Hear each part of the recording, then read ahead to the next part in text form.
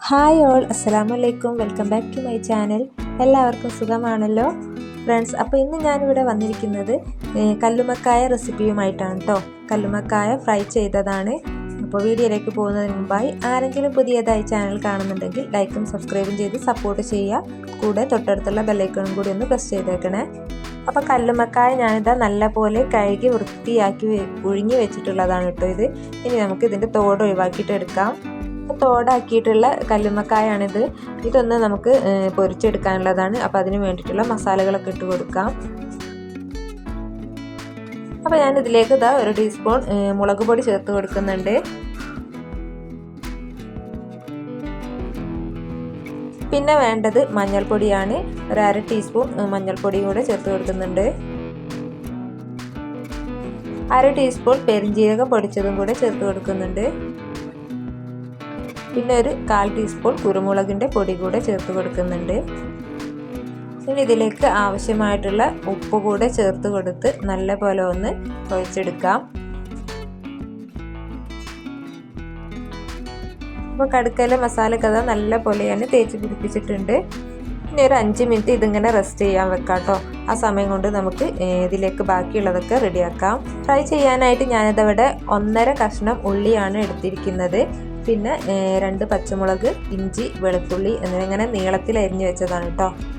നമുക്ക് കടുക്ക ഫ്രൈ ചെയ്തെടുക്കാം. അപ്പം ഞാനിതാ ഇവിടെ ഒരു പാൻ ചൂടാൻ വേണ്ടി വെച്ചിട്ടുണ്ട്. ഇത് ചൂടായി വരുമ്പോൾ നമുക്കിതിലേക്ക് ആവശ്യത്തിനുള്ള വെളിച്ചെണ്ണ ഒഴിച്ച് കൊടുക്കാം. അപ്പോൾ എണ്ണയൊക്കെ ഇതാ നല്ല ചൂടായി വന്നിട്ടുണ്ട്. ഇനി ഇതിലേക്ക് നമുക്ക് കായം തേച്ച് വെച്ചിട്ടുള്ള കടുക്കയൊക്കെ ഇട്ട് കൊടുക്കാം. ഇത് പുഴുങ്ങിയെടുത്തതായതുകൊണ്ട് തന്നെ പെട്ടെന്ന് തന്നെ പൊരിഞ്ഞ് കിട്ടും കേട്ടോ. അപ്പം അധികം നേരം വെക്കേണ്ട ആവശ്യമൊന്നുമില്ല.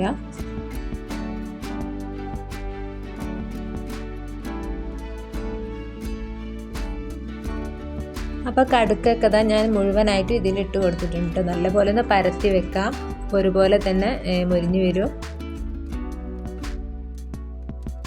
കടുക്കയുടെ ഒരു ഭാഗമൊക്കെ നല്ലപോലെ മുരിഞ്ഞ് വന്നിട്ടുണ്ട്. ഇനി ഇതൊന്ന് മറിച്ചിട്ട് കൊടുക്കാം.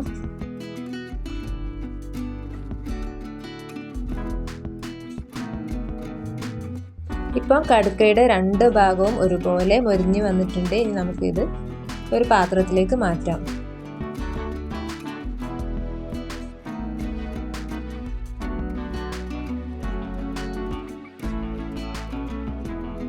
അപ്പോൾ ഫുള്ളായിട്ട് ഞാനിതാ കടുക്ക പാത്രത്തിലേക്ക് മാറ്റിയിട്ടുണ്ട്. ഇനി ഈ ഒരു ഫ്രൈ പാനിൽ തന്നെ കുറച്ചുകൂടെ വെളിച്ചെണ്ണ ഒഴിച്ച് കൊടുത്തതിന് ശേഷം ഉള്ളി ഫ്രൈ ചെയ്തെടുക്കാം. ഒരു 2 ടേബിൾ സ്പൂണോളം വെളിച്ചെണ്ണ ഞാൻ ഇതിലേക്ക് ഒഴിച്ച് കൊടുത്തിട്ടുണ്ട് കേട്ടോ.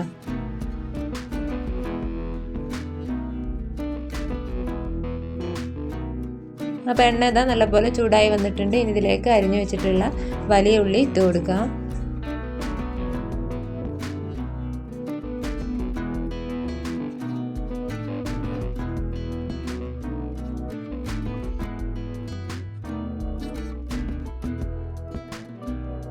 ഇനി ഇത് നന്നായിട്ട് ഒന്ന് മിക്സ് ചെയ്തെടുക്കാം.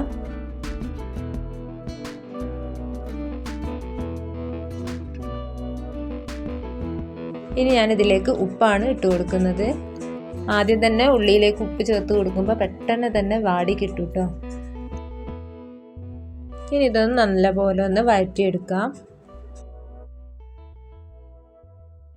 അപ്പോൾ ഉള്ളി ഇതൊക്കെ ഒരു പാതി വേവൊക്കെ ആയിട്ടുണ്ട്. ഈ സമയത്ത് ഞാനിതിലേക്ക് വെളുത്തുള്ളി, ഇഞ്ചി, പച്ചമുളകും കൂടെ ചേർത്ത് കൊടുക്കുന്നുണ്ട്.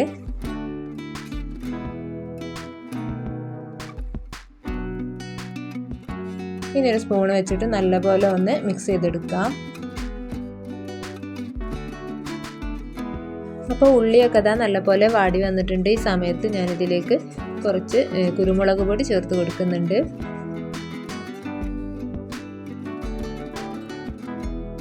1/4 ടീസ്പൂൺ കുരുമുളക് പൊടിയാണ് ഞാനിതിലേക്ക് ചേർത്ത് കൊടുക്കുന്നത്.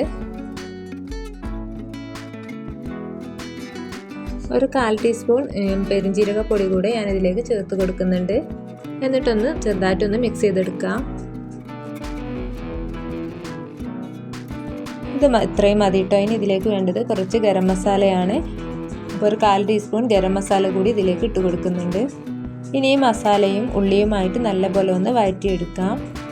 അതിനുശേഷം നമുക്ക് ഫ്രൈ ചെയ്ത് വെച്ചിട്ടുള്ള കടുക്ക ഇതിലേക്ക് ചേർത്ത് കൊടുക്കാം. അപ്പോൾ ഉള്ളിയൊക്കെ അതാ നല്ലപോലെ വഴറ്റിയിട്ടുണ്ട്. ഇനി ഞാൻ ഇതിലേക്ക് ഫ്രൈ ചെയ്ത കടുക്ക ഇതിലേക്ക് ഇട്ട് കൊടുക്കുന്നുണ്ട്. ഇനി കടുക്ക ഉള്ളിയുമായിട്ട് നല്ലപോലെ വഴറ്റിയതിന് ശേഷം കുറച്ച് നേരം ഒന്ന് വേവിച്ചെടുക്കാം.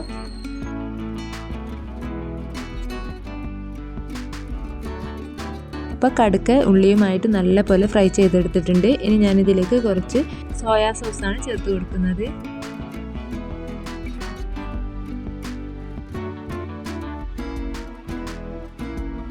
അതിൻ്റെ കൂടെ കുറച്ച് ടൊമാറ്റോ സോസും കൂടെ ചേർത്തിട്ട് ഒന്നുകൂടെ ഒന്ന് വഴറ്റിയെടുക്കാം.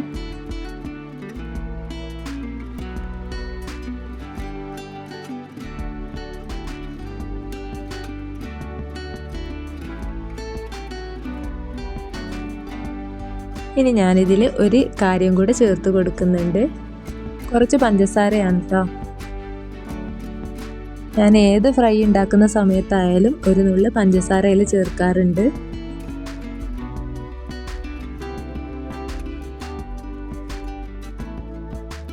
ഇനി ഇത് ഒന്നുകൂടെ ഒന്ന് യോജിപ്പിച്ചെടുക്കാം.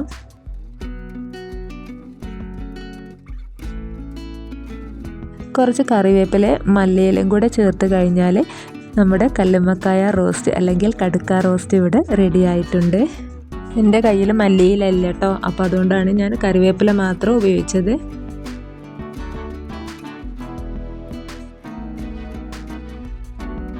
അപ്പോൾ ഇത് ഇത്രയും മതി കേട്ടോ. നമുക്ക് ഗ്യാസ് ഓഫ് ചെയ്യാം.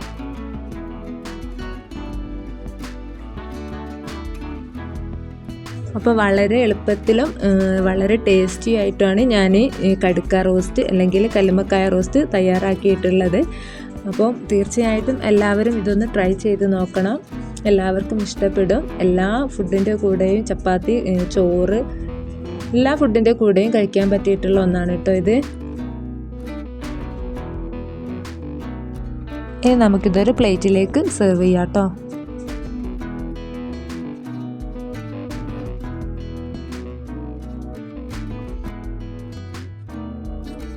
അപ്പോൾ എൻ്റെ ഇന്നത്തെ വീഡിയോ ഇത്രയേ ഉള്ളൂ കേട്ടോ. എൻ്റെ ഇന്നത്തെ വീഡിയോ എല്ലാവർക്കും ഇഷ്ടമായിട്ടുണ്ടാവുമെന്ന് വിചാരിക്കുന്നു. വീഡിയോ ഇഷ്ടമായിട്ടുണ്ടെങ്കിൽ ലൈക്കും സബ്സ്ക്രൈബ് ചെയ്ത് സപ്പോർട്ട് ചെയ്യുക. ഫീഡ്ബാക്കൊക്കെ കമൻറ്റ് ബോക്സിൽ അറിയിക്കുക.